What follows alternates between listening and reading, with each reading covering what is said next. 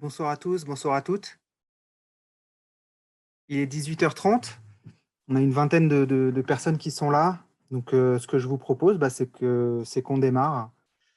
Je vais demander à mes speakers du soir de bien vouloir activer leur caméra, me valider qu'ils sont bien présents.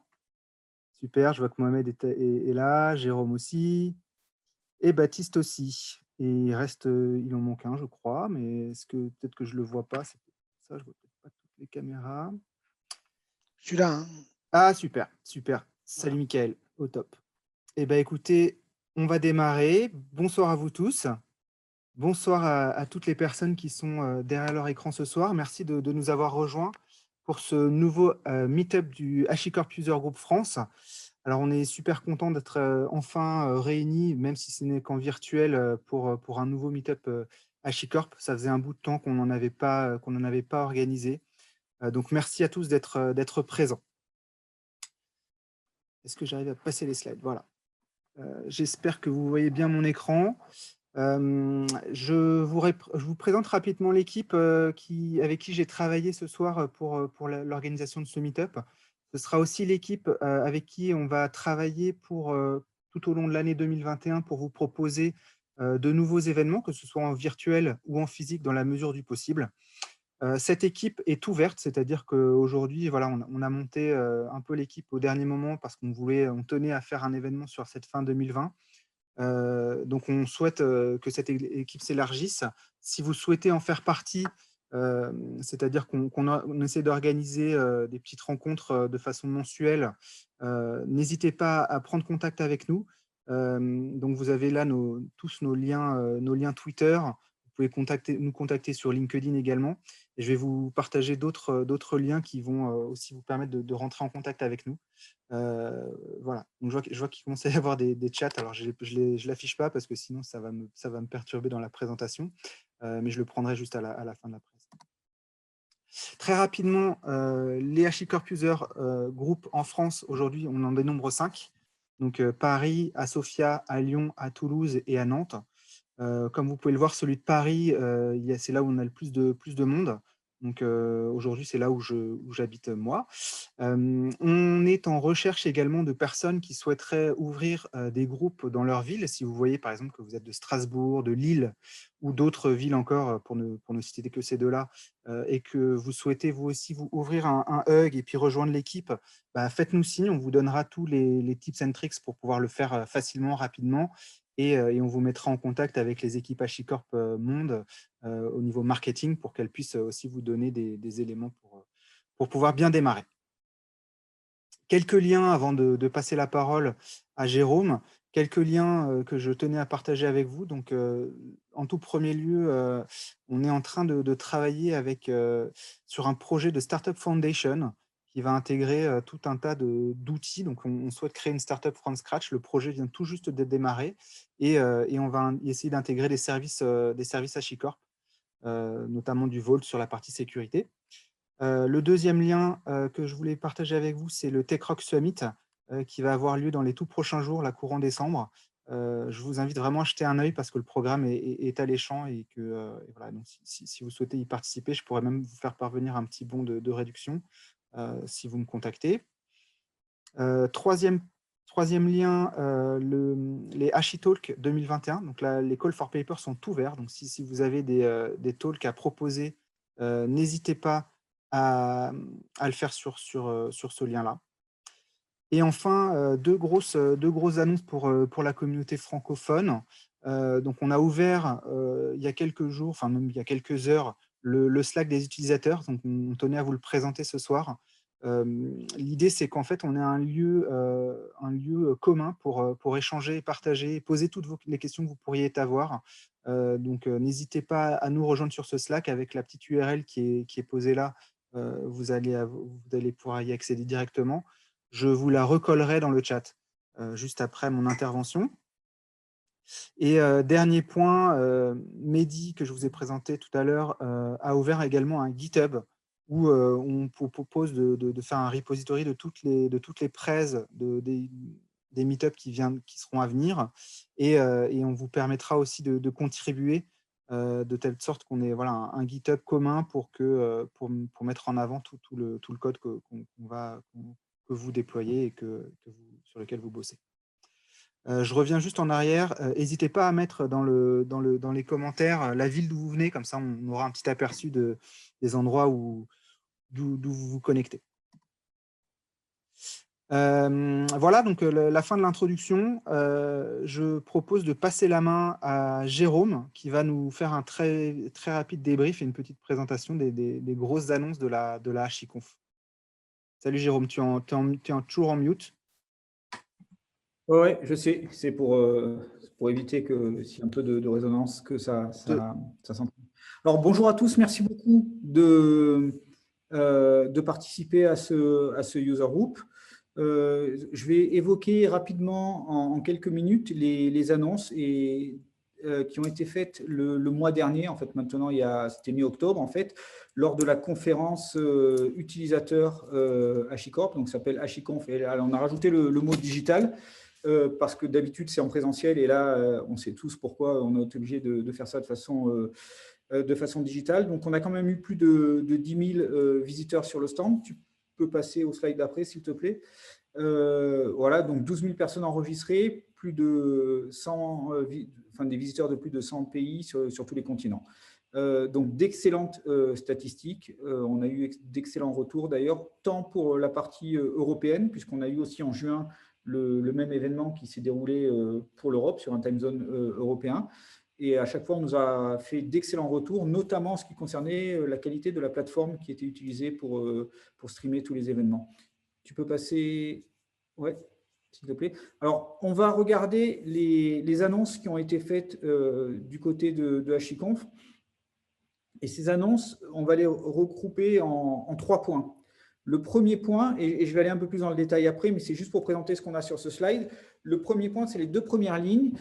HashiCorp va proposer l'ensemble de ces solutions en mode managé dans une plateforme qui s'appelle HashiCorp Cloud Platform, le HCP que vous voyez devant Volt et Consul sur les 2 premières lignes.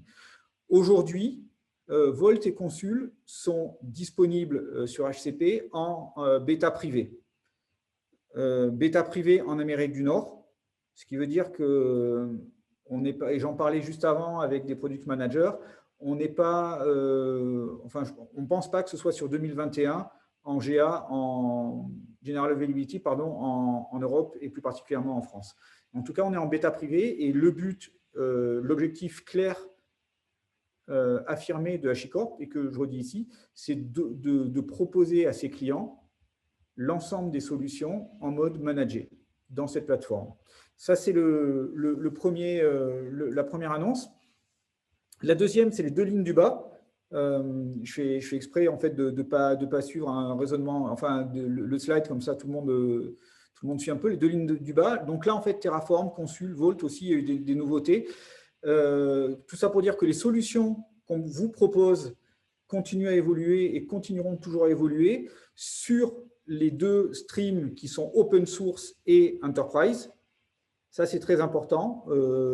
La partie open source est très, très importante. Et d'ailleurs, Terraform 0.14, il y a écrit public bêta sur le slide, c'est devenu GA aujourd'hui. Donc, c'est très important. Et je pense que si vous allez chercher un peu sur Internet, ou alors on doit avoir le lien un peu plus loin sur les slides, le 8 décembre, on a un séminaire pour nos utilisateurs de toutes les nouveautés qui sont proposées dans Terraform 0.14.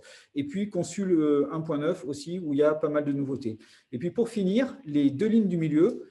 Alors, j'ai presque envie de dire, je fais exprès de garder le meilleur pour la fin, c'est la première fois depuis 5 ans que HashiCorp propose 2 nouveaux produits en mode open source, Waypoint et Boundary. Ça faisait 5 ans qu'on n'avait pas proposé de nouvelles solutions. Et là, on propose ces 2 produits-là. Si tu peux passer sur le slide d'après, parce qu'on va un peu regarder ce que font ces produits. Vas-y, appuie encore. Voilà, on va commencer par Waypoint. Donc, Waypoint, c'est un outil qui est destiné aux développeurs. Les développeurs qu'on pense avoir un peu oublié chez HashiCorp. Alors, je ne suis pas en train de faire un mea culpa, mais aujourd'hui, on se rend compte que beaucoup de la qualité de ce qui est proposé aux utilisateurs finaux, ça commence par les développeurs. Et donc, il faut trouver un moyen d'avoir beaucoup plus de liens entre le code qui est développé par le développeur et, d'un autre côté, ce qui est utilisé. Et on avait une première approche de ça, et quand on en parlait, quand on le pitchait, moi en tant qu'avant-vente, c'est un peu comme ça que je le présentais, on avait une première approche de ça dans Nomad, où on disait le but de Nomad, c'était de faire le lien entre les développeurs en fait, et les ops. Donc là maintenant, avec Waypoint, on va vraiment faire le lien entre le build, le deploy et le release. C'est-à-dire que le développeur, au moment où il est en train d'écrire son code, il va avoir avec Waypoint une manière unique de pouvoir prévoir son build et son environnement de build, de deploy et la manière dont il va faire un release de son déploiement. Avec quel mode, est-ce que je vais faire du canary déploiement, du blue-green, etc., etc. Et ça, sur un ensemble, encore une fois, et on le voit à droite, sur un ensemble hétérogène de plateformes, le gros avantage de Waypoint, c'est que je fais une commande qui s'appelle Waypoint Up et mon code, je mets un fichier en paramètres et mon code va être buildé. Et ensuite, si je déployer et réaliser, ou je peux faire juste du build avec Waypoint Up Build, je ne vais pas trop loin parce que vous allez avoir une démo juste après de Waypoint. L'autre nouveauté aussi, c'est sur Bandari. Alors, pourquoi Bandari? Et qu'est-ce qu'on apporte avec Bandari? C'est essentiellement un moyen d'accéder à distance, lorsque je suis à l'extérieur de mon entreprise, par exemple, à certains services ou serveurs. Alors, comment on le faisait de façon traditionnelle? Et vous êtes tous au courant de ça. Vous vous connectez la plupart du temps à un VPN, donc il vous faut des credentials. Une fois que vous êtes connecté sur ce VPN, il faut aller en interne sur les serveurs, valider des autorisations. Parfois, il y a des règles de firewalling, etc., etc. Le processus, il est compliqué. Il faut le maintenir. Il y a des problèmes d'onboarding et d'offboarding de people. Et à chaque fois, donc, on a essayé de simplifier au maximum ce processus et de répondre aussi à des questions que nous posaient nos clients. Par exemple, est-ce que dans Vault, vous faites du session management? La réponse, c'était non. Le but de Bandari, c'est de proposer à terme ce genre de fonctionnalité aussi. C'est-à-dire qu'avec Bandari, vous allez être capable de n'importe où que vous êtes, de vous connecter à un système de façon très simple. On se connecte à un proxy et le proxy, derrière, il va gérer l'ensemble des droits et ce à quoi vous avez accès. Il va tunneliser l'ensemble de vos actions. Ça, c'est ce qu'on va proposer avec Bandari. Donc, voilà pour ces deux nouveautés. Aujourd'hui, en version 0.1, 0.2, Bandari bientôt. Et bien sûr, vous pouvez aller sur le site de HashiCorp, sur le site learn.hashicorp.com, où vous pouvez déjà tester ces solutions. On a déjà beaucoup de retours de nos clients. Si on peut passer sur le slide d'après. Alors, Vault est Consul en public bêta sur HCP. Donc, j'en ai déjà parlé tout à l'heure. HCP aujourd'hui, pour Vault, on est basé sur de l'AWS et le but, c'est que vous puissiez de façon très simple vous abonner à un service et payer ce service en fonction de la consommation que vous en faites. Toute l'infrastructure est 100% managée par HashiCorp. La seule chose que vous avez à faire, c'est la configurer vous-même. Voilà. Ça ne vous empêche pas d'avoir un service managé donc dans le cloud et un service on-premise chez vous si vous avez différents niveaux de sensibilité de vos données. Donc, on est aussi assez compréhensif sur le fait que certains clients préfèrent garder certains de leurs secrets chez eux plutôt que dans un cloud public. Il n'y a aucun souci de ce côté-là. Donc, on propose à nos clients un nouveau mode d'opérer leur solution. Mais ça ne veut pas dire qu'on arrête les autres moyens d'opérer. Tout va continuer à évoluer ensemble. Et puis, pareil pour Consul. Donc, aujourd'hui, Consul est déjà disponible en mode managé dans Azure et on va avoir un nouveau service sur la plateforme HashiCorp cette fois-ci. Si on passe sur le slide d'après, je pense qu'on est pratiquement à la fin. Consul 1.9, public bêta. Donc, Consul, c'est notre solution qui sert à faire tout ce qui est service et registry. Donc, tous vos services au sein de votre entreprise, pouvoir avoir un catalogue de ces services. savoir où ils sont situés. Donc, la première manière de voir ça avec Consul, c'est avec un DNS, mais ensuite, on va un peu plus loin et on va faire du network infrastructure automation et, in fine, le service mesh. La plupart des services aujourd'hui sont disponibles dans Kubernetes. Et l'idée, c'est, on a fait dans Consul 1.9 un gros focus sur Kubernetes avec la définition de CRD. Donc, on va pouvoir écrire des YAML avec des CRD. Une visualisation au niveau du service mesh. Donc, pour le côté gestion, les Anglais disent manageability, parce qu'un de nos concurrents, nos gros concurrents, Istio, le proposait. Donc là, et tous nos clients nous disaient, mais quand est-ce que vous allez le faire? Donc voilà, c'est fait. Le support OpenShift aussi, qui est très important, OpenShift 4. Et puis, la première ligne d'ailleurs que j'ai mise en gras, c'est les intentions, Application Aware Intention. Pour ceux qui connaissent Consul, on a la possibilité à partir d'un service au niveau 4 de dire j'autorise par exemple mon service web à communiquer avec mon service base de données. Avec les intentions, on va pouvoir monter au niveau 7 et donc regarder un en-tête particulier au niveau HTTP et autoriser ou supprimer, enfin plutôt refuser les connexions basées sur ces définitions de service. Voilà pour Consul. Si on passe au slide d'après.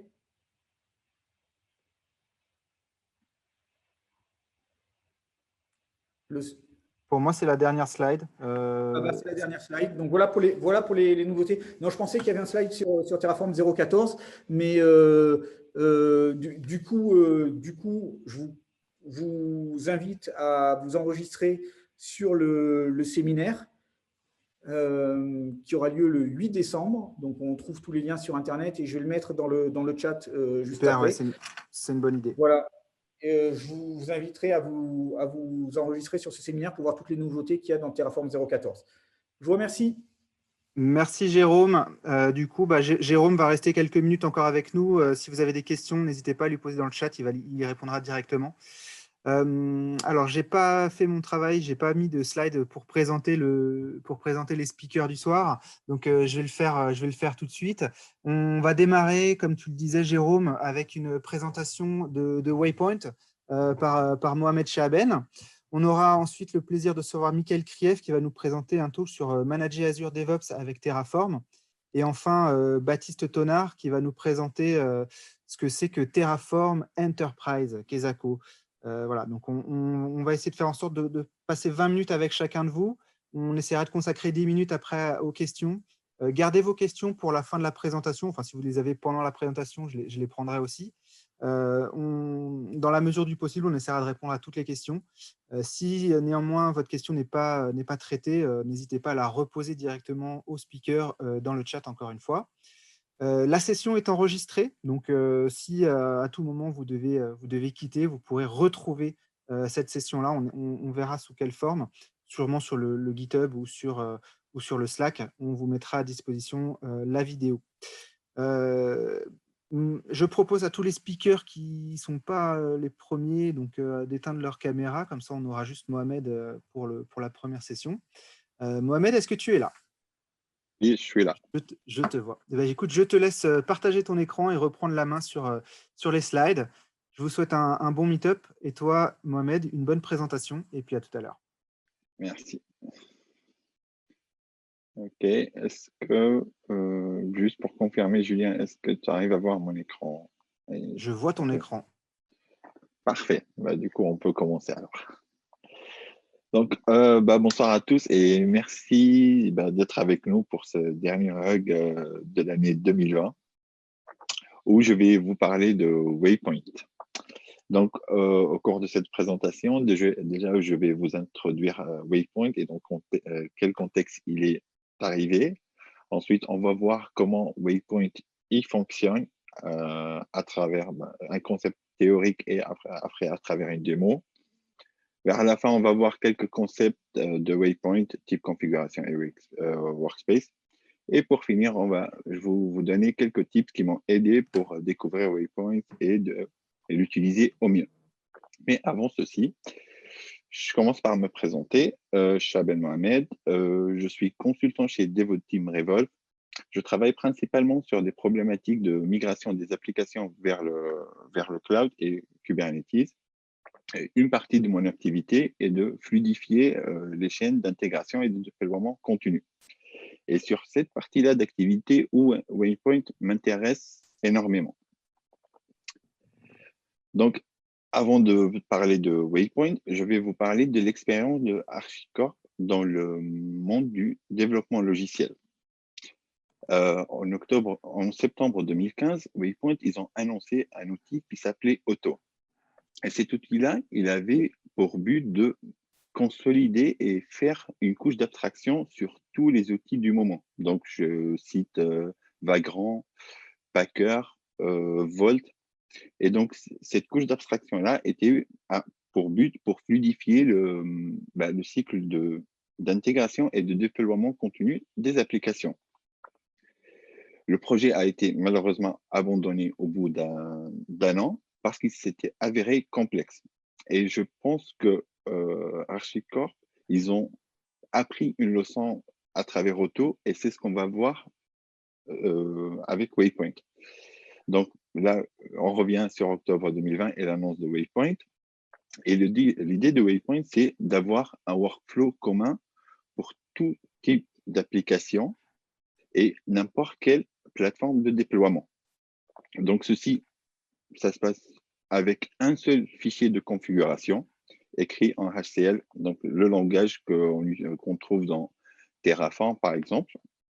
Et pour supporter plusieurs langages de programmation et plusieurs plateformes, on va utiliser des plugins. Donc, voyons voir pourquoi aujourd'hui on a besoin de Waypoint. Déjà, on se retrouve dans un écosystème où on a plusieurs langages de programmation. On peut trouver du JavaScript, du Python, du Go, du Java. En plus, on rajoute la complexité sur le nombre de frameworks, Angular, React, Vue, Micronaut, il y en a plein d'autres. Et on a plusieurs plateformes de déploiement. On a Kubernetes, on a du Nomad, on a des VM, des instances EC2, on a du Cloud Run. On a tellement on va dire, de plateformes de déploiement que la chaîne de amener le code vers ces plateformes-là demande beaucoup d'efforts. Et c'est là où les chaînes d'intégration et de déploiement continu interviennent pour fluidifier ce passage-là de notre code vers notre plateforme de déploiement et rendre les applications disponibles à nos utilisateurs. Et c'est là où Waypoint va être un atout, il a un atout majeur pour simplifier cette étape-là. Donc, pour illustrer ce que Waypoint fait, voyons voir un workflow classique de déploiement d'applications. Donc, un développeur va commencer par créer son code sur sa machine. Il va la pousser sur un repo Git. Il va lancer des tests. Si tout va bien, il va après créer un build. Ce build-là, il va les déployer. Et après, il va le rendre disponible à ses utilisateurs. Et quand l'application elle est en production, il va regarder à travers des métriques si tout va bien. Et c'est là, c'est l'operate et le measure. Donc, Waypoint, il va intervenir sur ces trois étapes-là. Donc, ça va être le build, et deploy et release. Et il va nous proposer une interface commune de n'importe quel code source vers n'importe quelle plateforme de déploiement. Donc, si je regarde le seul fichier que j'ai évoqué au tout début de Waypoint, donc, on aura les trois étapes du build, deploy et release. Donc, l'exemple que je mets ici, c'est pour builder une image Docker. Donc, je peux avoir d'autres types de build. Par exemple, je peux créer une AMI sur Amazon. Si l'étape de build se déroule à succès, on va passer à l'étape de déploiement où comment je vais rendre mon application testable. Donc, et là, je vais utiliser dans l'exemple ECS, donc c'est un service d'Amazon qui va me permettre de déployer des conteneurs. Et pour finir, comment je vais rendre mon application disponible à mes utilisateurs, et c'est là où elle intervient l'étape de release. Et là, dans l'étape de release, on va utiliser un load balancer, un application load balancer. Donc, le regroupement de ces trois composants-là, ça va être dans le seul fichier de configuration qui s'appelle waypoint.htcl et ça va être déployé avec une seule commande qui s'appelle waypoint up. Donc, voyons voir. Là, on a vu le fichier de configuration, mais moi, je veux paramétrer mes déploiements pour dire que, par exemple, la connexion à une base de données, ça ne sera pas le même. Donc, c'est là où on a l'option waypoint config. Cette option-là, elle va nous permettre d'injecter des variables d'environnement, type le nom de la base de données, le user, le mot de passe. C'est ce qui va rendre notre template et notre modèle de déploiement beaucoup plus dynamique. Un deuxième concept qui vient avec les configs, qui est les workspaces. Donc, c'est bien d'amener mon application et la rendre disponible, mais je dois pouvoir, à ma demande, déployer sur un environnement de dev et, si tout va bien, la rendre disponible sur un environnement production et pour que les utilisateurs finaux puissent l'utiliser. Donc, et c'est là le concept de workspace va me permettre de faire cette isolation. Donc, ça, c'est les concepts de base de Waypoint. Et voyons voir ensemble comment tout ça peut fonctionner. Donc, j'ai préparé une démo où je vais déployer une application qui est à base de Vue.js et du Go.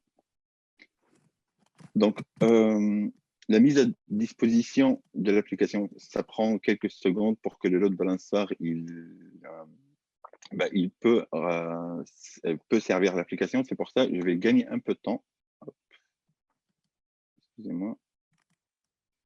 Donc, je vais, dans un premier temps, vérifier que je suis dans le bon contexte, donc mon contexte de développement. Donc, pour info, je vais utiliser un cluster Kubernetes pour déployer mes applications. C'est là où on regarde le détail. Pour gagner un peu de temps, je vais dire waypoint et je veux faire les étapes de build, deploy et release à travers, donc, dans le workspace, je vais l'appeler dev. Donc là, il va lancer les étapes. Le temps qu'il lance les étapes, on va regarder qu'est-ce qu'il va faire. Donc, déjà, ça, c'est mon fichier waypoint.htcl qui va contenir mon application. Donc, je l'ai appelé Simple App. Et donc, dans Simple App, j'ai 3 étapes. Donc, j'ai ma première étape de build, de deploy et de release. L'étape de build, ça va être, je vais utiliser Docker et j'ai rajouté une petite instruction pour pousser mon image Docker dans un registre qui est disponible sur Docker Hub. J'ai rajouté aussi le tag.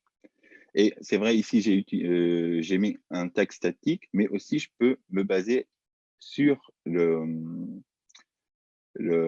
commit à travers une fonction gitref pretype. Et donc, ça, c'est l'une des avantages d'utiliser HCL comme langage, c'est qu'on peut introduire des fonctions pour rendre encore beaucoup plus dynamique mon manifeste.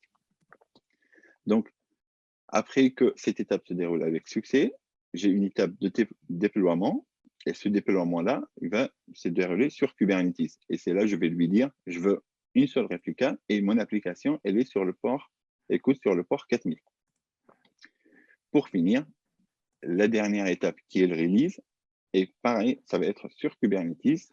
Et là, ça va exposer un load balancer. Donc, ça va être un service de type balancer et je vais l'exposer sur le port 80. Donc là, mon déploiement s'est déroulé avec succès et je vais regarder sur l'interface de Waypoint à quoi ça ressemble. Donc là, je reviens ici et j'ai déjà mon interface qui est déjà prête. Donc ici, un petit tips qui va vous faire gagner beaucoup de temps. Aujourd'hui, la gestion des workspaces, elle n'est pas encore au point au niveau interface. C'est pour ça qu'il faut changer directement dans l'URL le nom du namespace. Donc là, j'ai mon application qui est dans un projet qui s'appelle Hug Demo. Et mon application, elle s'appelle Simple App. Et là, Donc, j'ai fait plusieurs tests avant cette démo. Et là, je vois qu'il y a 2 minutes, j'ai réussi à builder mon image Docker. J'ai réussi à la déployer et elle est disponible avec cette URL-là. Donc là, si je regarde, si je clique sur l'URL, normalement, je dois avoir mon application qui est disponible à travers cette URL-là. Donc, Waypoint aussi nous propose en fait, des fonctionnalités plutôt sympas, comme avoir pour chaque déploiement une URL spécifique que Waypoint va gérer pour nous. Donc là, je vois tous les déploiements, même les déploiements que j'ai effectués tout à l'heure, ils ont une URL. Et quand je clique sur cette URL, en fait, je peux accéder à mon application à travers une autre URL qui sera privée. Donc là, ça met beaucoup plus de temps parce que pour faire la propagation de la requête vers mon cluster, mais on a le même résultat. Donc là, je suis plutôt satisfait de mon application et je souhaite passer mon application en production. Donc là, je vais regarder. Donc là, tout à l'heure, déjà, je dois changer le contexte parce que moi, je travaille sur un seul cluster. Et donc, je vais dire, je vais passer sur mon contexte de production.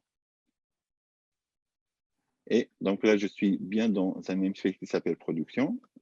Et je vais faire la même commande pour propager mon application en production. Donc, c'est là où il y aura les mêmes étapes du build, deploy et du release de mon application. Donc là, on va passer directement sur l'interface et on va ici changer pour mettre production, pour voir en temps réel ce qui se passe. Je suis en plein événement là. Donc là, je vais voir que mon application a été envoyée il y a 20 secondes. Là, elle commence, elle est startée. Donc, c'est aussi une fonctionnalité de Waypoint qu'on arrive à voir les logs directement sur l'interface. Donc là, elle est en train de déployer et on va attendre qu'elle soit disponible. Tac. Donc là, le refresh. Donc, c'est bon, elle est déployée. Et là, elle est en train de faire l'étape de release. Tac. Donc, bon, ça met un peu de temps. Et là, si je regarde, donc je vais regarder directement sur l'URL de proposer. Hop, copie. Là, je reviens. Bon, ça risque de me mettre beaucoup plus de temps pour servir, mais bon. Donc, du coup, là, j'ai réussi à faire la promotion de mon application, de mon environnement de dev, mon environnement de prod à travers Waypoint. Donc, une dernière fonctionnalité que je souhaite évoquer avec Waypoint, c'est qu'on peut directement interagir avec notre application si on le souhaite. Par exemple, je veux me connecter. Et donc, c'est là où Waypoint nous propose la fonctionnalité exec. Et je vais lui dire, je veux avoir un shell dans mon conteneur. Lui, il va savoir que je veux me connecter à l'application qui s'appelle Simple App dans le contexte de production parce que je suis dans le contexte de production. Et c'est là, bon, c'est des trucs qu'on ne doit pas faire. Et là, je peux, par exemple, regarder les process qui sont en train de tourner en ce moment. Donc, on a notre application qui est servie par Waypoint. Donc, je reviens au slide. Hop.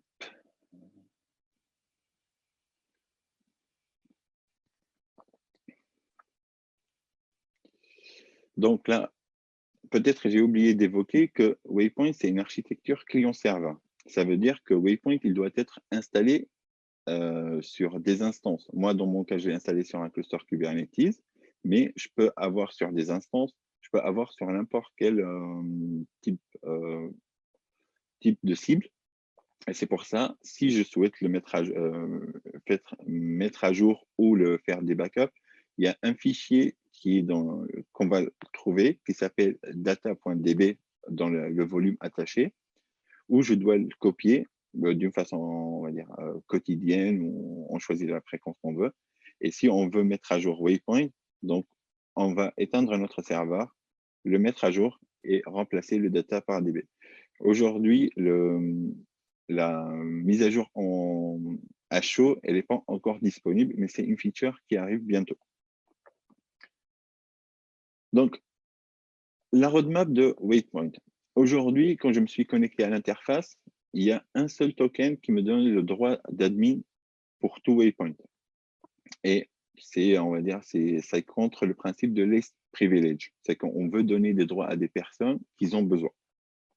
Et c'est là où il y a un travail qui est amené pour avoir des droits spécifiques pour chaque utilisateur. Donc, il y a le config qui va me permettre de paramétrer mes variables d'environnement. C'est vrai, je l'ai oublié de le montrer pendant la démo. Mais en fait, le config va me permettre de setter des paramètres et les injecter comme des variables d'environnement. Aujourd'hui, il n'y a que cette façon-là, mais dans les mois à venir, il y aura la possibilité de connecter le config à un Vault ou à une base de données type etcd. Et comme ça, je charge mes paramètres, mes variables d'environnement dynamiquement. Il y a aussi les workspaces qui aujourd'hui, moi j'ai trouvé ça, on va dire, j'avais de la chance de trouver ça à travers l'URL où je peux accéder à plusieurs workspaces, mais il y a aussi la fonctionnalité de pouvoir switcher à travers l'interface qui va arriver bientôt aussi.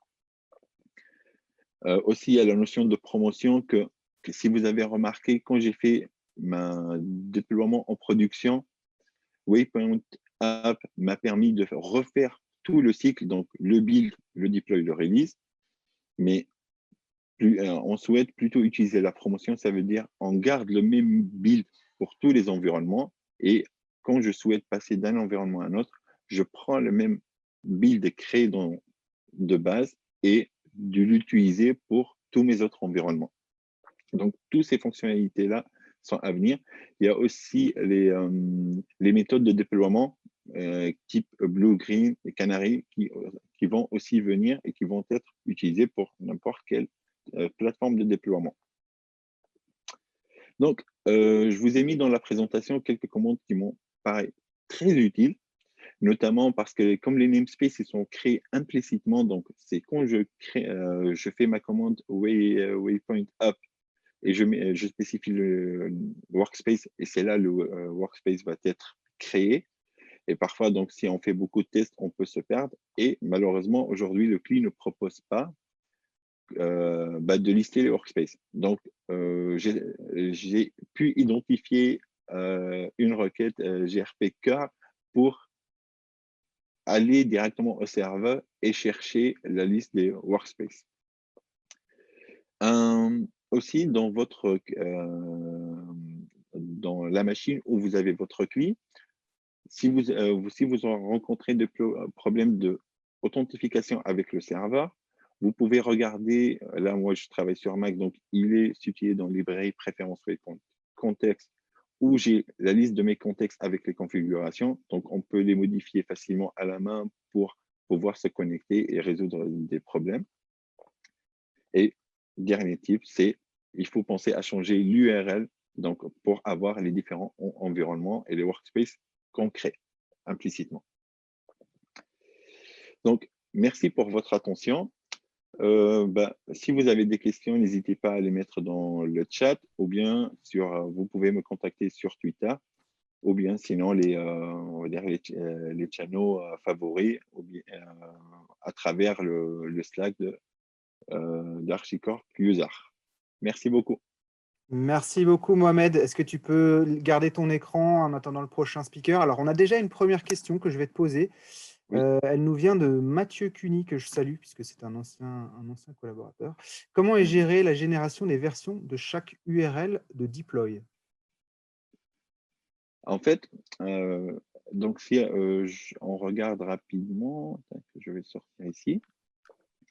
En fait, ouais, voilà. Et donc, en fait, pour chaque déploiement, Donc, Waypoint, il va nous proposer, en fait, les 3 éléments, ils sont aléatoires. Donc, à chaque fois qu'on crée une nouvelle application, on aura ces 3 champs aléatoires.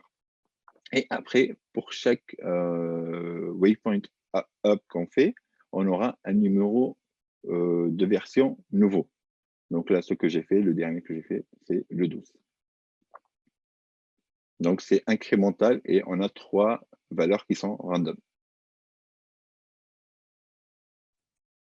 Super. Mathieu, n'hésite pas à compléter si tu veux Ouais. plus de détails. Du coup, est-ce qu'il y a d'autres questions? Donc, je n'ai pas l'impression qu'il y ait d'autres questions qui soient remontées. Bah, Mohamed, je te remercie pour ta présentation. Très intéressant. Je te souhaite une bonne fin de soirée. Et puis, comme l'a précisé Mohamed, si vous avez des questions encore pour lui, j'imagine qu'il va rester encore quelques minutes pour y répondre directement dans le chat. Du coup, on va passer au second speaker. Mickaël, est-ce que tu es avec nous? Tu peux allumer ta caméra. Ouais, super. Voilà, j'active la caméra. Super. Eh ben, écoute, Mickaël, je te laisse la parole. Tu peux peut-être récupérer la main sur l'écran. Comme ça permettra à Mohamed de quitter sa presse. Si vous avez des questions pour Mickaël, écoutez, posez-les dans le chat comme a pu le faire Mathieu. Pour précision, sur Zoom, il y a une petite option pour pouvoir poser des questions, la partie Q&A. Donc, voilà, vous pouvez utiliser cet outil-là, on les verra aussi. Mickaël, c'est à toi. D'accord, c'est parfait. Bonjour à tous. Donc, je vais me présenter. Moi, je suis Mickaël Krief. Je suis ingénieur DevOps chez Talentsoft. Donc, c'est un éditeur de logiciels RH. Je suis donc dans l'équipe DevTools. Je suis, entre autres, référent sur toute la partie Terraform et la partie infra as code et la partie CI/CD. Je suis aussi... Si tu peux te passer en plein écran, comme ça on verra mieux ton écran. Ouais. Excuse-moi de t'avoir interrompu.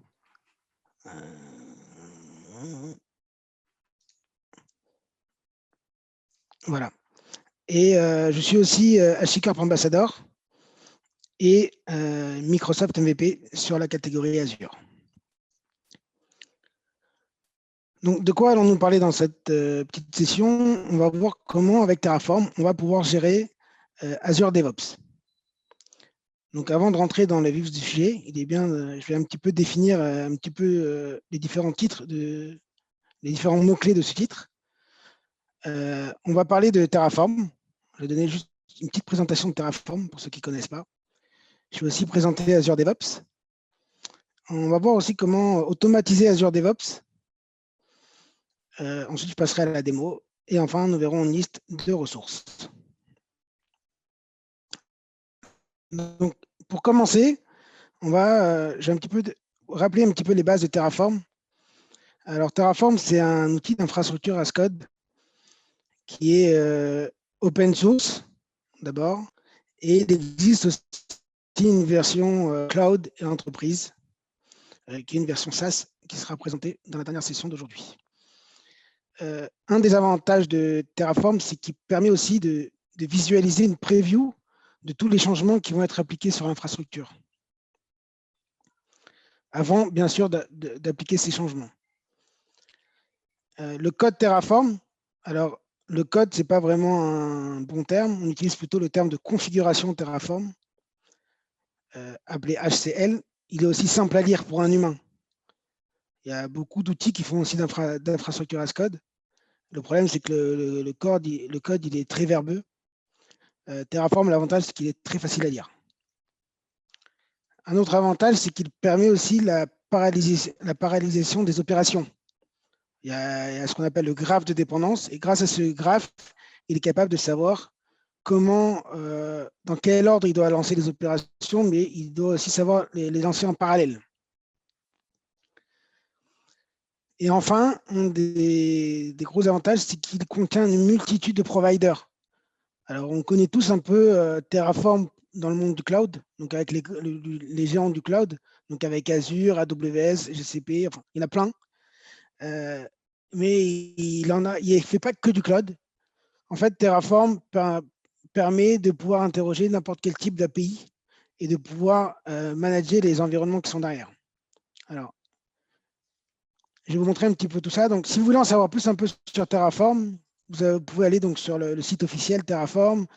Vous avez toute la doc qui est assez bien faite, avec toute son utilisation et comment bien découvrir l'outil.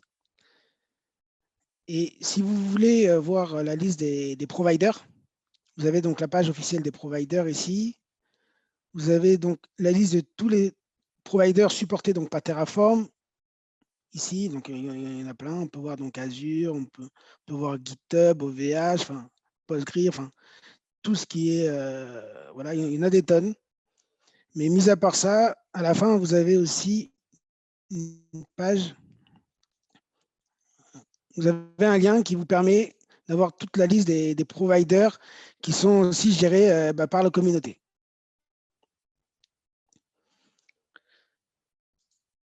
Parmi ces providers, alors on va le voir là, il y en a un que j'utilise depuis quelques temps aujourd'hui, c'est celui d'Azure DevOps. Alors, qu'est-ce que c'est Azure DevOps? Donc, pour ceux qui ne connaissent pas, Azure DevOps, c'est la solution SaaS de Microsoft qui permet de faire du DevOps. Donc, c'est gratuit, jusqu'à 5 utilisateurs. C'est une solution SaaS, donc dans le cloud. Il n'y a rien besoin d'installer. Et ça intègre plusieurs outils. Donc, j'en ai ici.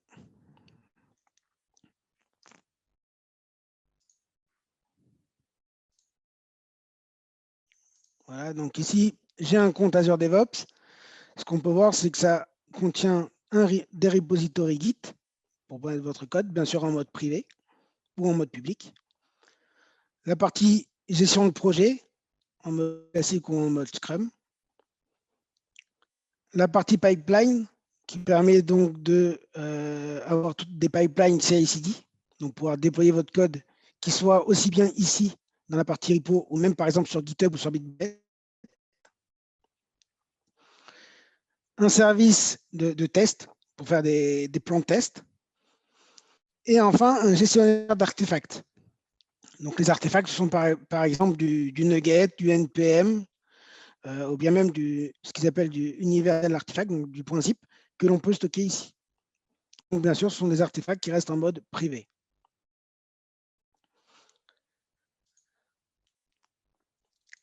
Alors, quand on utilise Azure DevOps, à un moment donné, quand on a plein de projets, on a envie un petit peu d'automatiser tout ça, la création des projets, les pipelines, les repos. Il y a plusieurs façons de pouvoir automatiser la gestion d'Azure DevOps. Il y a tout d'abord le mode le plus classique, on va dire, ce sont l'API REST. Toutes les fonctionnalités d'Azure DevOps sont utilisables avec l'API. Donc, vous avez la doc ici de REST API. Donc, toutes les catégories sont là. Enfin, c'est assez bien fait. Voilà, vous avez par exemple build ici. Voilà, on peut voir la gestion des artefacts. On peut voir comment lister. Enfin, il y a tout ce qu'on a besoin côté API. Il y a aussi un module PowerShell qui a été développé par Donovan Brown, qui s'appelle donc VSTeam, et qui permet aussi de pouvoir gérer tout ce qui est Azure DevOps. Et enfin, le dernier outil qui permet aussi de gérer Azure DevOps, c'est, pour ceux qui connaissent Azure, c'est l'AZCLI. Donc, c'est un client que vous installez sur votre poste. Et en installant l'extension DevOps, vous pouvez aussi gérer tout ce qui est dans Azure DevOps. Le problème de toute cette automatisation-là, c'est que ça demande quand même beaucoup de scripting. Imaginons-nous que l'on veut créer des projets, des pipelines. Il faut qu'on scripte toute la partie création de projet.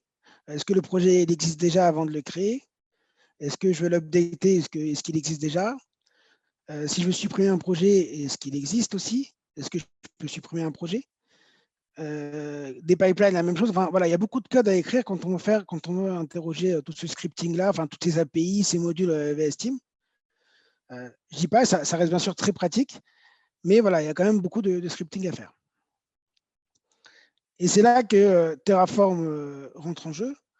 C'est que le provider Terraform, il encapsule déjà tout ce qu'on appelle le CRUD. Donc, ça veut dire toutes les gestions de base des API.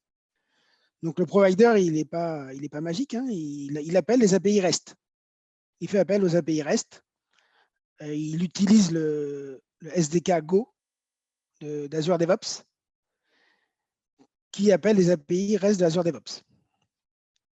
Et donc, voilà, on a toute cette notion de scripting n'existe pas, puisque déjà tout est encapsulé dans le provider. Alors, qu'est-ce qu'on va pouvoir faire avec le provider Terraform d'Azure DevOps? Alors aujourd'hui, le provider est assez jeune, on va dire. Il permet de gérer les projets, les repositories Git, de pouvoir gérer les pipelines, de pouvoir créer des services connexion, des variables groupes et gérer des permissions et des groupes. Donc, voilà. Le provider Azure DevOps, il est référencé dans la registrie Terraform. Alors, la registrie Terraform, c'est une registrie qui contient tous les providers de Terraform approuvés ou même aussi ceux de la communauté. Mais pas que, puisqu'il contient aussi tous les modules Terraform. Vous pouvez trouver une multitude de modules, déjà tout prépackagés. Alors, c'est soit fait par les éditeurs, soit fait aussi par la communauté. Donc, n'importe qui peut créer un module et pour pouvoir le publier dans la registrie. Nous, on va s'intéresser plutôt au provider. Donc, on est sur le provider. On va chercher Azure DevOps. Voilà, et on va trouver l'officiel, donc celui de Microsoft. Il est là et il est bien vérifié par HashiCorp. Donc, on peut voir ici comment utiliser le provider. Nous allons voir après au moment de la démo, plus en détail. Et il y a toute la partie, bien sûr, documentation qui est ici.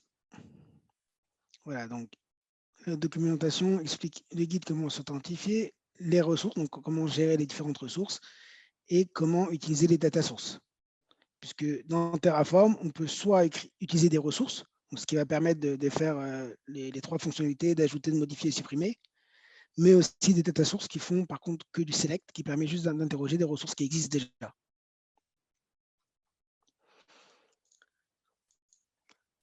Donc, maintenant qu'on a vu tout ça, on va un petit peu passer à la démo. Donc, pour Terraform, il y a plusieurs éditeurs qui sont pratiques. Il y a VS Code, qui possède aussi une extension pour Terraform. Personnellement, j'aime bien IntelliJ. Il a un très bon plugin pour Terraform avec une très bonne collection syntaxique. Et il a aussi, on va le voir, une intelligence qui est vraiment très, très bonne. Donc, pour commencer, alors bien sûr, il y a des prérequis. Il faut bien sûr avoir un compte Azure DevOps. Et alors, je vais mettre ça plutôt ici maintenant. Il faut avoir un compte Azure DevOps que vous pouvez vous créer gratuitement, mais aussi un token qui va permettre aux providers de pouvoir s'authentifier. Donc, pour créer le token, il suffit d'aller ici. Voilà, c'est la première. C'est là. Personal Access Token. Vous allez là. Voilà, et vous pouvez vous créer, bien sûr, ici, plusieurs tokens, donc avec des permissions différentes. Vous donnez un nom, vous dites sur quelle organisation vous voulez avoir le token. Donc, les organisations, ce sont des comptes. Hein. Azure DevOps, vous pouvez vous créer autant de comptes que vous voulez. Donc là, moi, j'ai un compte qui s'appelle Booklabs. Voilà, vous voulez dire le temps du token et sur les permissions que vous voulez lui donner. Voilà, donc une fois que vous avez le token, vous le gardez bien de côté puisque vous ne pourrez plus le réafficher après par la suite. Donc voilà, dans mon organisation, pour le moment, j'ai 3 projets que j'ai créés manuellement. Le but de notre démo, c'est de créer un nouveau projet avec un repository Git et un pipeline qui va pouvoir permettre de déployer le contenu de ce projet-là. Donc, revenons au Terraform. La première étape, c'est de déclarer le provider. Donc, depuis Terraform 0.13, il y a eu des petits changements sur la déclaration de provider. Donc, pour déclarer le provider, vous donnez ici le nom du provider, la source. Donc, ça, c'est la source que vous avez trouvée dans la registrie. Voilà, ici, donc on peut le voir ici. De toute façon, voilà, c'est assez bien documenté ici. Il vous dit exactement comment l'utiliser. Donc, ça, c'est la source de registrie et le numéro de version du provider. Voilà, donc moi, je veux utiliser tout ce qui est supérieur à 0.0. Je peux aussi très bien dire que si j'ai peur d'avoir des breaking change sur une future version, je peux dire que je vais utiliser que la version 0.1. Ensuite, on va configurer le provider. Donc, ce provider, chaque plugin, chaque provider a une configuration particulière. Pour le provider Azure DevOps, on va avoir besoin de l'URL de l'organisation, que vous pouvez trouver directement ici, et du Personal Access Token qu'on a créé tout à l'heure. Alors, bien sûr, une des best practices de Terraform, enfin de tout ce qui est de la version infra as code, c'est de ne pas laisser de secret comme un token en dur dans le code. Parce que, bien sûr, ça peut aller dans du Git, ça peut aller dans du GitHub, et votre token sera visible par plein de personnes. Donc, l'avantage, c'est que ce Personal Access Token, donc c'est soit vous le mettez ici dans le code, soit vous pouvez utiliser une variable d'environnement, AZDO Personal Access Token, vous lui donnez la valeur de votre token, et après, voilà, tout votre contexte va pouvoir utiliser ce token pour s'authentifier. Ensuite, le but, c'est de créer un nouveau projet. Donc, on a un répertoire, on a un dossier project ici.tf. On va donner ici, donc vous voyez que le code, il est quand même assez lisible. Il n'y a pas plusieurs commandes, voilà, ça reste une ressource et des propriétés. Donc, on a le nom du projet que l'on veut créer, sa visibilité, donc private ou public, le type du version de contrôle du code que l'on va mettre dedans. Historiquement, Azure DevOps, c'était en TFVC, donc c'est Team Foundation Version Control. Après, ils ont intégré Git. Donc maintenant, en fait, on a le choix des deux. Moi, j'ai choisi d'utiliser Git. Et ça, le Work Item template, c'est pour la gestion de projet. Je lui dis qu'il est en mode agile. C'est le process agile. Ensuite, dans Azure DevOps, comme vous voyez, il y a plein de... Pour un projet donné, on a vu tout à l'heure les 5, toutes les fonctionnalités. On peut décider de ne pas utiliser certaines de ces fonctionnalités-là. On va dans les project settings. Voilà, et on peut désactiver certaines de ces fonctionnalités. Là, moi, je vais faire la même chose côté Terraform. Je veux dire que je ne veux pas utiliser la version test.point, la version artefact, ça ne m'intéresse pas. Je vais les désactiver. Enfin, une fois que j'ai créé ce projet-là, la première partie, c'est de pouvoir créer un nouveau repository Git où les développeurs vont pouvoir commencer à uploader leur code. Donc, le projet ici, je donne une référence à mon projet d'ici. Donc là, il va récupérer l'ID directement. Le nom de mon repository Git et une initialisation, je dis clean, c'est-à-dire qu'il va initialiser le repo avec juste un readme. C'est tout. Une fois que j'ai créé ces trois parties-là, maintenant, je vais vouloir l'exécuter. Donc, je vais aller là. Je vais commencer à lancer le workflow de Terraform. Donc, le workflow de Terraform, il se constitue donc en 3 lignes de commande, on va dire, principales. Il y a l'init, qui est l'initialisation du contexte. Le plan. Donc, le plan, c'est la preview de ce qui va être appliqué. Et l'apply, c'est une fois qu'on a validé donc, le plan, qu'on est d'accord avec les changements, on va pouvoir faire l'apply, donc il va réellement appliquer les changements. Donc, on va lancer ces commandes-là, une par une. Voilà. Donc voilà, là, il initialise les plugins. Il va télécharger donc, les différents codes des plugins, enfin les binaires des différents plugins. Il va les stocker dans mon projet en local. On va le voir juste après.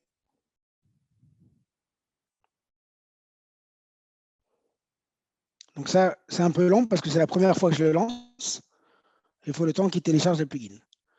Une fois qu'ils sont déjà téléchargés, il n'a plus besoin de les retélécharger une deuxième fois.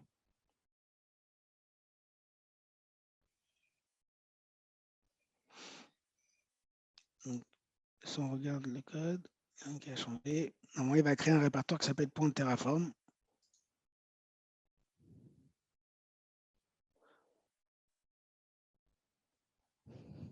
C'est un peu long.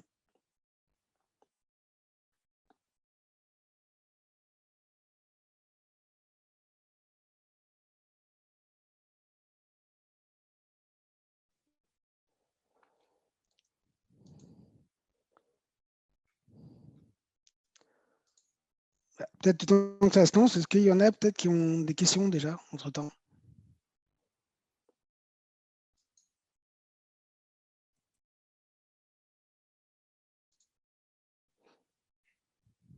Voilà, donc là, l'init, c'est terminé.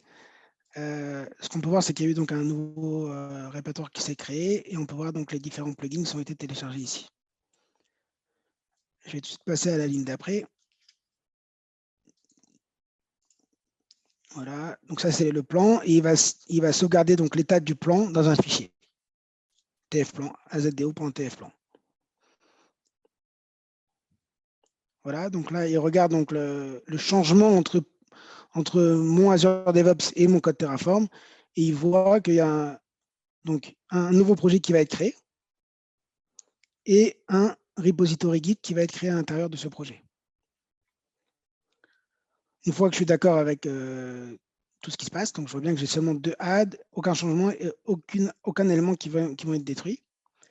Une fois que je suis d'accord avec ça, je vais lancer l'apply. Donc sur ce fichier, la tfplan qui a été générée, ça aussi c'est une des best practices de Terraform, c'est d'utiliser un fichier comme ça derrière de sortie.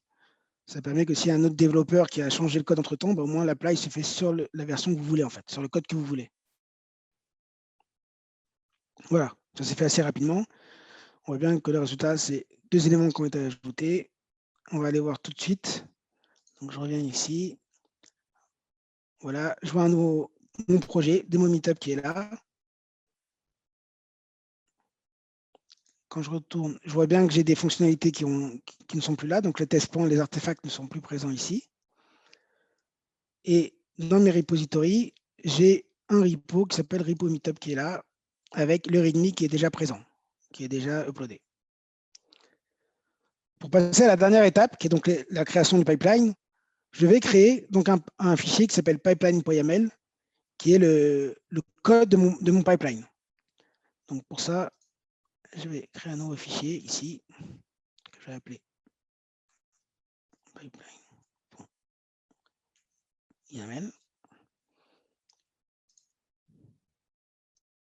Donc le code, il est là. Donc c'est du YAML qui va permettre d'écrire les différentes étapes de mon pipeline CI/CD.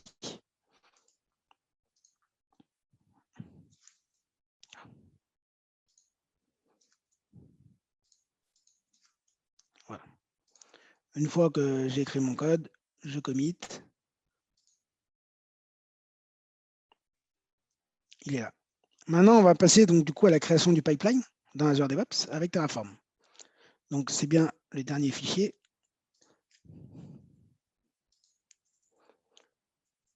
Voilà, et donc du coup dans mon pipeline, je retrouve la coloration syntaxique. On utilise donc une build définition, donc pipeline, toujours dans mon projet. Ça, c'est le nom du pipeline. Dans quel répertoire il va être créé le pipeline? Est-ce que j'utilise donc du YAML? C'est oui. Quel est le repository qui est donc le trigger de mon pipeline? Sur quel repository le pipeline il est câblé? Donc, c'est du Git. C'est l'ID de mon repository qui a été créé ici juste précédemment. Il va utiliser la branche par défaut, qui est donc la branche master. Et donc, le fichier YAML du pipeline, c'est mon fichier que je viens de créer qui s'appelle pipeline.yml. En plus, je vais créer une variable qui s'appelle donc system.debug et que je vais initialiser à true. En relançant le code Terraform, donc l'init il a déjà été lancé, je vais pas le relancer, je vais juste rejouer le plan.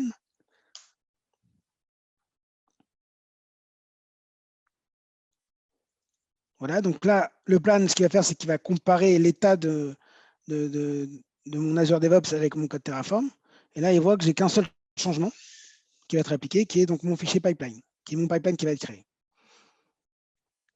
Je vais l'appliquer.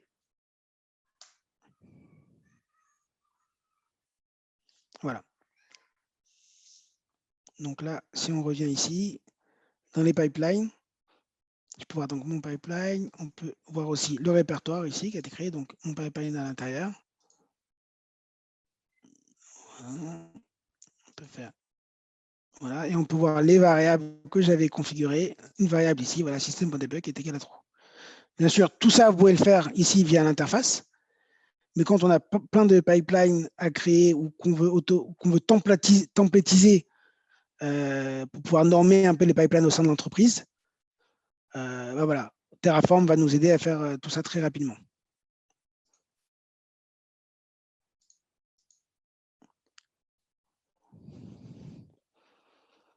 Voilà, donc ça, c'était pour la petite démo. Alors, bien sûr, vous pourrez retrouver, le code sera disponible sur le Git du Hug G-Corp.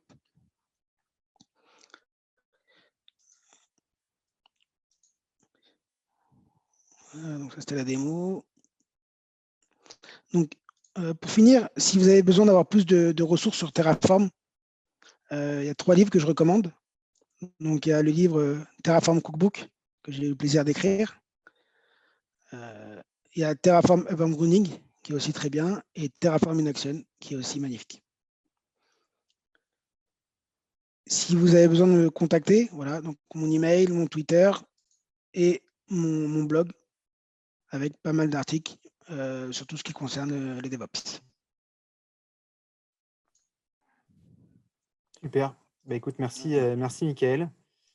Je vous invite à poser des questions si vous en avez à Mickaël là, avant de passer au dernier speaker. Alors, je vois qu'il y a 2 questions ouvertes.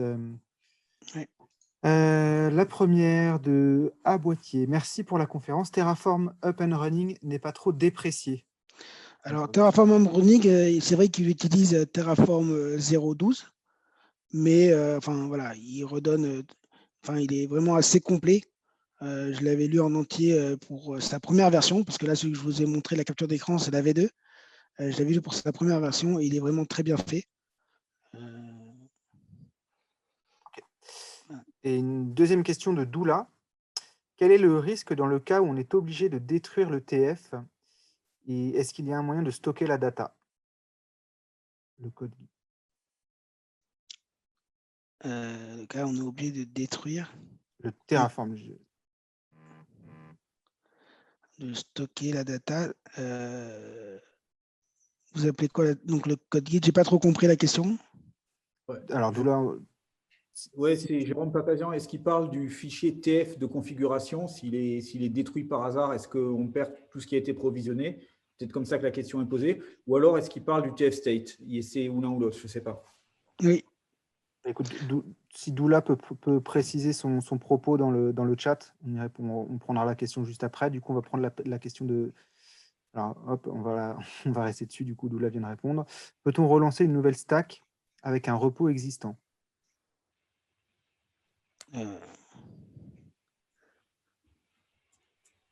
Alors, je n'ai pas compris. Alors, par contre, si on détruit le point TF, malheureusement, on ne peut pas reconstruire la config. Bien sûr, c'est lui, le code qui prime. Alors, par contre, ce que je n'ai pas présenté, c'est sur mon GitHub. Alors, il y a quelque temps, quand j'avais contribué justement au provider Azure DevOps, j'avais le plaisir de pouvoir aussi contribuer tout au départ.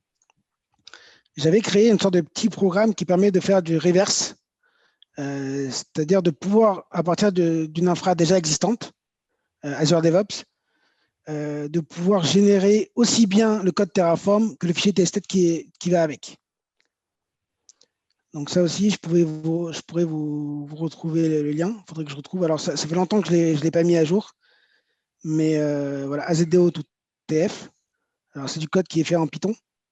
Voilà, il suffit de lancer une ligne de commande. Vous lui dites quel est votre token, quelle est l'organisation. Et lui, ce qu'il fait, c'est qu'il régénère donc tous les fichiers .tf avec le code Terraform qui va avec et le fichier tfstack qui va avec. Ça fait longtemps que je ne l'ai pas mis à jour, ce programme-là. Mais voilà, s'il y en a qui sont intéressés, je pourrais le partager. et continuer à contribuer là-dessus. Et deuxième chose, si on a perdu le TF state cette fois-ci, il y a moyen, oui, de récupérer le TF state. Il y a la partie data, il y a la partie import, je veux dire, dans la doc.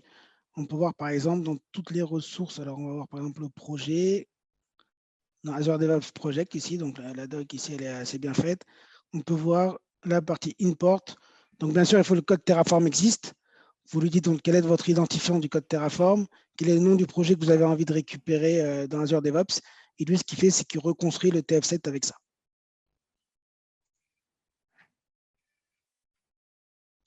Super. Est-ce que j'ai répondu peut-être à la question ou...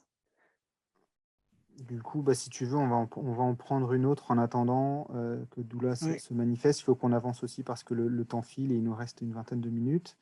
J'ai une question. Configuration d'un repo Git externe depuis Terraform. Alors, la liste des repos Git, on peut, je pense qu'on peut servir. Il y a GitHub, et Bitbucket, parce que je suis sûr en tout cas, puisque j'ai déjà utilisé les deux. La réponse c'est oui. Hein. La réponse c'est oui. Il y a un provider Git, donc c'est possible.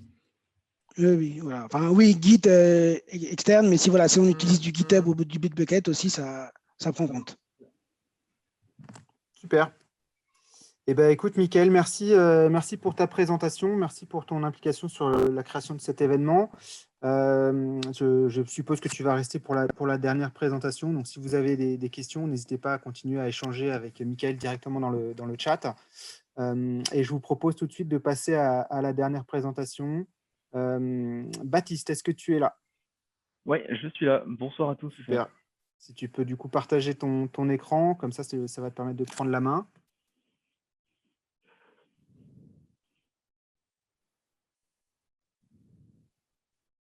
Super, ça fonctionne bien.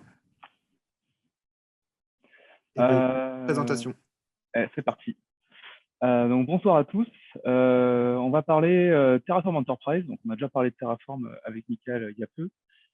Là, on va parler de la version Enterprise. Je vais avant me présenter. Donc moi, je m'appelle Baptiste Honard. Je suis consultant chez Revolve, plutôt orienté tout ce qui est pratique DevOps, CI/CD et migration vers le cloud. Et puis aider aussi les clients à adopter les bonnes pratiques DevOps et Cloud Native. Donc, ça fait quelques temps que je travaille sur Terraform et notamment Terraform Enterprise, franchement intéressant. Pour ma part, je suis plutôt typé, j'ai un bagage plutôt open source et vraiment, on va dire, avec ma bite et mon couteau, comme on peut dire. Mais là, pour le coup, l'outil, la version Enterprise de Terraform, je trouvais que ça valait le coup de la présenter. Je vais être rapide, vu que le temps est déjà bien écoulé. Je vais passer rapidement sur la partie open source que Mickaël a déjà bien présentée. Et donc, il n'y aura pas de démo, il y aura pas de, on ne va pas rentrer dans le technique, à part si des questions plutôt pointues. On va plutôt présenter en fait les différences avec la partie open source et ce que ça peut apporter pour votre entreprise. Tout d'abord, un rappel très rapide de l'écosystème AFI-Corp. Donc, il y a énormément d'outils. À gauche, plutôt les outils typés open source pur et dur. À droite, les outils qui ont un pendant open source et un pendant et une version ou plusieurs versions enterprise. Et notamment aussi la fameuse HashiCorp Cloud Platform. Et Packer qui est un peu au milieu, c'est rigolo parce que si vous avez la version Terraform Enterprise, vous bénéficiez aussi automatiquement aussi du support pour Packer. Petit truc à savoir, vu que les deux sont plutôt liés. Un rapide tour d'horizon sur Terraform Open Source. Bon, je vais rien vous apprendre, je pense, et puis on a déjà bien balayé l'outil tout à l'heure. Ça permet de gérer du coup, c'est de l'infracode, ça permet de gérer des ressources sur n'importe quel cloud provider. C'est guide friendly, ça permet de créer, de modifier ou de supprimer au besoin en fait vos ressources sur n'importe quel cloud provider. Je prends un peu de recul sur Terraform. On rebalaye très rapidement aussi du coup les avantages de l'infrastructure as code. Donc, ça va permettre en fait de faire évoluer et de versionner votre infrastructure. On n'est plus dans un monde comme il y a peut-être 10-15 ans où on faisait tout à la main. Là, en fait, votre infra, ça va être c'est comme du code ou c'est comme n'importe quel artefact qu'on peut connaître aujourd'hui. C'est un truc qu'on peut versionner et qu'on peut manipuler. Tout est API, quoi. Ça permet de proposer un modèle de contribution et de collaboration, d'avoir une consistance entre un état déclaré et un état constaté sur le cloud provider. Ça permet des économies de temps et de coûts. Et ça va permettre aussi, on va en reparler, d'intégrer aussi une mouvance, entre guillemets, DevSecOps. Voilà. Donc Terraform est un petit peu comme d'autres outils HashiCorp. Le motto, c'est un workflow unique pour adresser plusieurs cloud providers. Voilà pour la blague, la trilogie à laquelle je fais référence, il y a la version 4K remasterisée qui sort pour Noël. Profitez-en. Donc l'idée, ouais, je reviens à Terraform. Un workflow pour adresser du coup N cloud provider. Donc, on en a parlé de ça tout à l'heure. Le but, c'est d'adresser de la même manière que ce soit du Azure, de la AWS, du Google ou n'importe quoi, des ressources avec un même workflow, un plan apply, des configurations, un TF-state. Le langage il est lisible, c'est idempotent, c'est open source. Bon, on va pas... Tout ça, c'est déjà été très bien dit par Michael. Pareil. Les providers disponibles, bon, il y en a un paquet. On peut faire dans la cloud, du GitLab, du F5, n'importe quoi. On peut adresser aussi du coup, en fait, tout ce qui peut être par extension APIfié, quoi. C'est pas forcément que des ressources du compute, du storage ou du réseau sur un cloud provider. Ça peut être aussi n'importe quel objet qui est en fait disponible au travers d'une API. Donc on a dit tout à l'heure un repository Git. Et un truc encore plus rigolo aussi, si on veut faire un peu une inception, c'est que Terraform peut aussi manager des ressources Terraform Enterprise. Parce que l'un des avantages de Terraform Enterprise, c'est que c'est accessible, toute la configuration et tout ce dont on va parler là pendant encore 10 minutes, tout est dispo au travers d'API.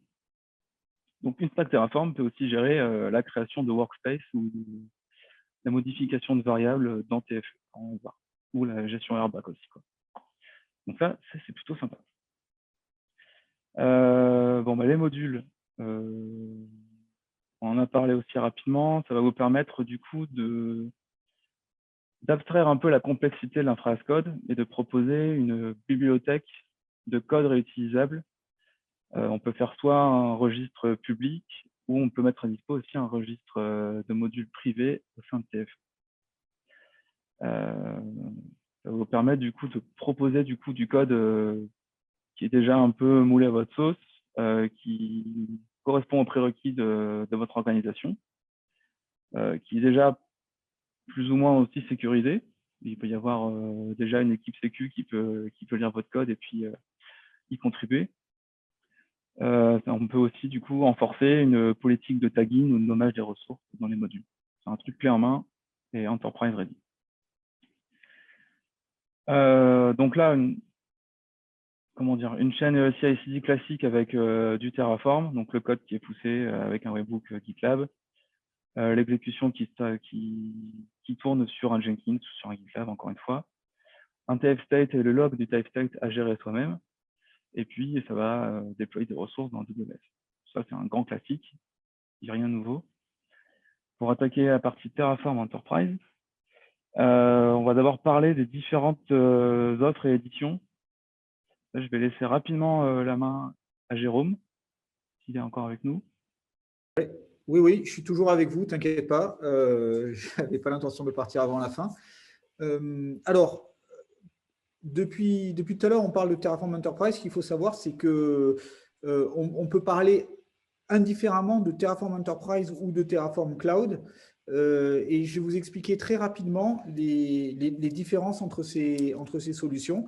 Donc, vous voyez, vous avez une première version de Terraform qui est open source. On ne va pas revenir là-dessus. Et puis, vous avez une version cloud, c'est-à-dire qui est managée gérée par HashiCorp, et une version self-hosted, qui est ce qu'on appelle Enterprise, ce qui est une version que vous déployez vous-même, que vous gérez vous-même, que vous administrez vous-même. Et bien sûr, vous faites aussi toute la configuration Terraform. Alors que sur la partie cloud, la seule chose que vous faites, c'est la partie cloud. C'est la partie configuration, pardon, excusez-moi. À partir de là, entre cette version cloud et cette version enterprise, quelles sont les différences? Parce qu'il y a des différences aujourd'hui. On a deux déclinaisons de la partie cloud, une partie cloud pure et une partie plutôt cloud, ce qu'on appelle for business, d'ailleurs, qu'on a sorti, qu'on a réalisé cet été. La partie for business, c'est la partie qui va le plus évoluer maintenant. L'idée, c'est d'arriver à mettre à ISO fonctionnalité la partie Terraform Cloud for Business et la partie Enterprise. Donc, par exemple, dans Cloud for Business, vous allez avoir du single sign-on que vous n'avez pas dans la partie Terraform Cloud. Vous allez avoir la partie audit et logging que vous n'avez pas dans Terraform Cloud. Vous allez avoir aussi les remote agents. C'est-à-dire que lorsque vous avez un Terraform qui est hosté dans le cloud de HashiCorp, vous pouvez installer un agent local chez vous. Lorsque vous avez des API privées que vous ne voulez pas exposer, et ben à ce moment-là, tout ça, ça sera exécuté en local. Donc, voilà les différences qu'on a entre la partie Cloud for Business et Enterprise. Maintenant, les différences entre ces parties Enterprise et cette partie Open Source se résument avec ce que vous avez à l'écran. C'est la partie Team Gouvernance et tout ce qui est sécurité. Mais ça, Baptiste va aller plus dans le détail. Je vais le laisser vous présenter toutes ces fonctionnalités Enterprise. Merci Jérôme. T'en prie. On embraye du coup. Donc globalement, par rapport à notre petite chaîne CI/CD qu'on avait tout à l'heure, voilà ce que Terraform Enterprise va couvrir. Donc c'est là où il va être attaqué du coup par votre CI actuel, par votre book. Il va gérer à la fois le TF state et le lock, mais pas que. Mais en tout cas, ça va devenir transparent. Et puis ce sera plus à vous de gérer ça, quoi. Il y a pas mal de features qui sont intégrées dans Terraform Enterprise. Donc la gestion du state, c'est là où on va exécuter du coup les run Terraform avec la version du binaire Terraform que vous voulez. Il y a les plus importants pour moi, c'est le registre privé de modules et surtout, encore une fois, c'est tout est API, quoi. C'est du full API. Par rapport à la CLI qui est très utile mais du coup relativement limitée, là on va vraiment pouvoir s'ouvrir un champ des possibles pour se gérer énormément de choses et automatiser du coup l'automatisation de vos infras. Et ça, c'est plutôt sympa. Donc voilà. API, donc il y a énormément de choses. La doc, encore une fois, est très bien faite. Donc c'est assez concis et droit au but, donc n'hésitez pas. On commence par la partie Airback, qui est la plus importante, comme tout le reste, mais ça va vous permettre du coup de gérer vos habilitations et vos permissions en fonction des profils que vous allez avoir. Là, on se place bien dans le contexte d'entreprise où c'est plus une petite équipe de développeurs qui va faire de l'infra as code pour faire joujou et puis pour voir un peu comment ça marche. Là, c'est pour vraiment déployer à l'échelle, par exemple, des dizaines de projets sur des stacks différentes, mais avec une gouvernance et surtout pas mal d'équipes qui peuvent être acteurs, actrices sur plusieurs infras. Que ce soit côté réseau, côté infra, côté développeur, applicatif, opérationnel. La gestion du airbag, du coup, c'est plutôt important, quoi. Donc, on a des users qui sont rassemblés autour de teams, d'équipes, en fonction des profils. Donc, ça peut être en effet de l'Ops, du Dev, de la Sécu, n'importe. Ces équipes, du coup, on va leur attribuer un set de permissions sur les workspaces Terraform. Un workspace, c'est à peu près comme la notion de workspace, comme dans la version open source. Ici, ça va vraiment être du coup l'assemblage, un environnement cloud provider au sens Terraform Enterprise. Donc c'est là où on va pouvoir assembler du coup les briques, les ressources, les modules.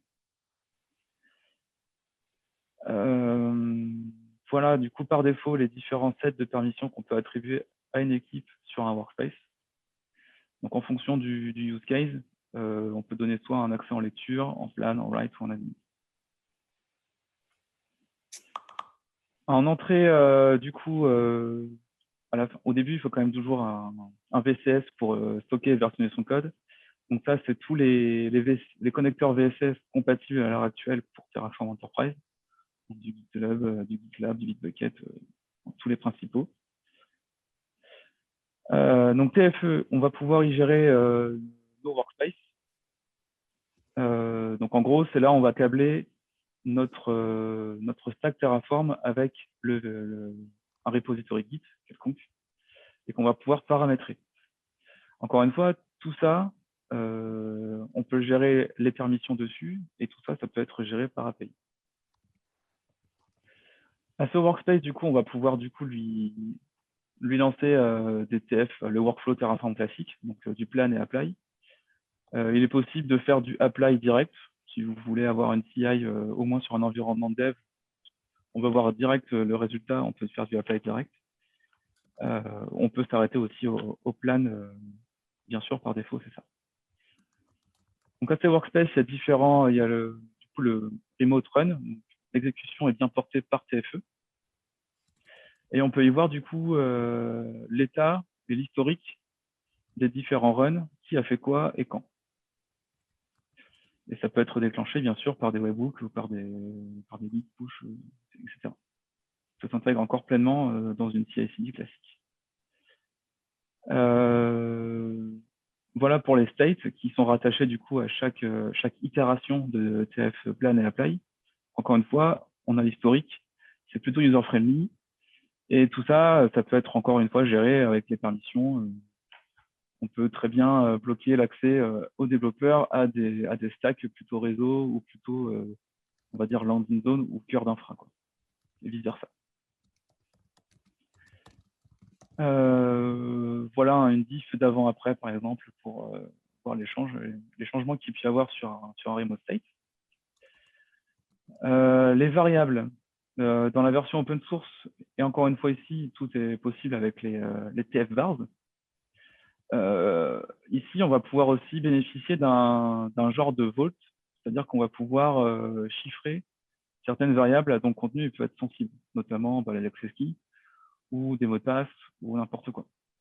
Là, l'avantage, c'est qu'on va pouvoir du coup combiner du TF vars qui peut être versionné dans Git, mais aussi du coup des variables plus sensibles qu'on va pouvoir mettre ici. Et du coup, on s'en occupe plus. Les triggers des runs, du coup, ça peut être soit via votre CI/CD, via un git push sur un repo Git qui est scruté par TFE. On peut aussi chaîner du coup les runs TF. C'est-à-dire que on peut avoir plusieurs workspaces, dev, recette et prod, par exemple, ou alors plutôt un workspace type landing zone, sur lesquels on a fait les changements. Et derrière, on a besoin de s'assurer qu'un workspace plutôt applicatif, ils prennent bien en compte ces changements. Bref, on peut imaginer tout un tas de cas. Le but, c'est que, ici, ce que je veux dire, c'est qu'il est possible de chaîner du coup plusieurs runs Terraform. Les notifications, ça paraît simple, mais c'est plutôt pratique, que ce soit par mail ou par Slack, que ce soit OKOKO, il est possible de définir des conditions sur des notifications. Un truc que j'adore, c'est du coup, c'est le Private Module Registry. Donc, on en a parlé tout à l'heure, il existe des modules accessibles publiquement. Il est possible aussi du coup de se créer sa propre bibliothèque de modules privés. Encore une fois, dans lesquels on peut mettre du coup les politiques de tagging de la maison. On peut vouloir mettre à dispo aussi du coup du code prêt à consommer à des équipes qui font pas forcément du Terraform à plein temps. Donc il y a ça, et il y a notamment aussi du coup il y a le petit bouton en haut à droite là, design configuration. Ça va vous permettre du coup d'avoir un clicodrome entre guillemets pour des personnes qui sont pas trop au fait de comment ça marche la syntaxe HCL ou Terraform. Là du coup c'est au clicodrome, vous allez pouvoir assembler comme des Lego vos différents modules Terraform. Il faut quand même mettre les bonnes variables au bon endroit, mais du coup ça permet de simplifier grandement du coup la construction d'environnement. Donc c'est bon à savoir et c'est bon que ça existe, quoi. Un petit plugin sympa, c'est la partie Cost Estimation. Donc, comme son nom l'indique, ça permet de faire, on ne peut pas dire du FinOps, mais en tout cas d'avoir une vue sur le coût de nos infrastructures à l'heure actuelle, mais aussi le coût qu'un changement Terraform peut induire. Je passe à des instances ultra costauds, alors qu'avant, j'étais sur des instances bidons. Là, je vais pouvoir voir tout de suite le avant-après en termes de coût. Ça ne marche pas sur toutes les ressources. Donc, ce n'est pas super exhaustif. C'est notamment beaucoup sur le compute, donc de l'EC2, du RDS, des trucs comme ça. Mais néanmoins, ça donne une idée un peu de ce que ça peut faire, un changement en termes de coût, un changement Terraform. Là, on voit dans le workflow du coup que on a le plan, on a la partie cost estimation, et en troisième, on a une histoire de policy check. Ça, c'est joué par Sentinel. Sentinel, encore une fois, ça ne dispose que sur TFE. C'est un outil HashiCorp, c'est de la syntaxe HCL, et ça va vous permettre du coup de positionner entre le plan et le apply un certain nombre de règles qui peuvent être soit bypassées, soit mandatory sur des normes de sécurité, par exemple, ou soit des normes de coût, encore une fois. On peut imaginer tout un tas de règles, quoi. Le use case classique, c'est je ne veux pas que les utilisateurs puissent créer des buckets S3 en public. Et ben, je vais créer une règle Sentinel et je vais l'appliquer partout, ou sur certains workspaces, pour dire soit attention, c'est pas bien, ou soit non, j'interdis tout à fait ce genre de création de ressources. On peut aussi mettre des limites justement sur les coûts. Là, la ressource va coûter 1 000 $ par mois, je ne suis pas d'accord, donc du coup, je bloque le run TF. Donc Sentinel, c'est déclaré au sein des policy sets. Donc encore une fois, c'est du langage HCL. Il y a déjà plein d'exemples qui existent sur GitHub, vous pouvez trouver ça. Là, c'est des use cases classiques selon les 3 cloud providers principaux, des règles de sécu de base, mais c'est bien, ça existe et c'est plutôt pratique aussi, quoi. Et encore une fois, c'est pas limité qu'à la sécu ou qu'à du coût en termes financiers.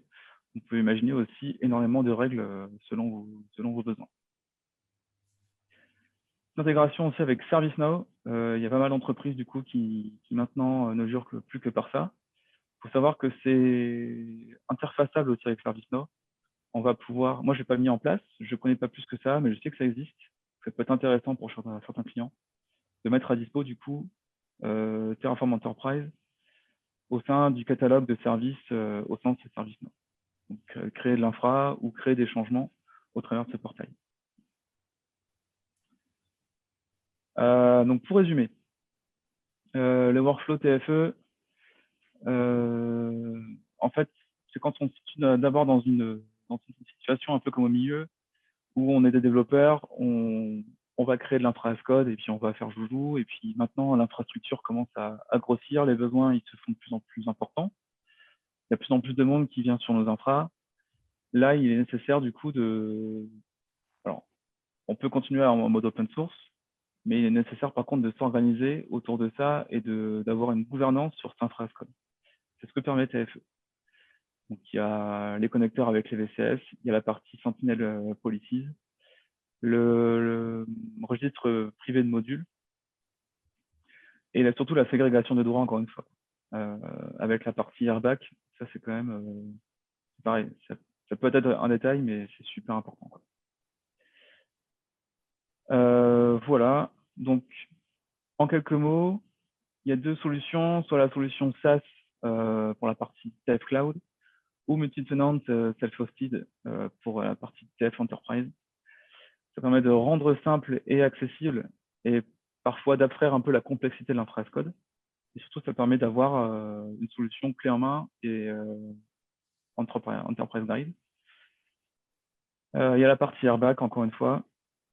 On ne s'occupe plus de gérer le state et puis de s'occuper d'exécuter TF. Tout ça, c'est fait par le serveur, l'instance Terraform Enterprise. Le registre privé de modules, tout est APIfié. Et du coup, plein de plugins aussi qui peuvent faire évoluer la plateforme, du type Cost Estimation, Sentinel, et peut-être d'autres pour la suite. Voilà, j'ai fini.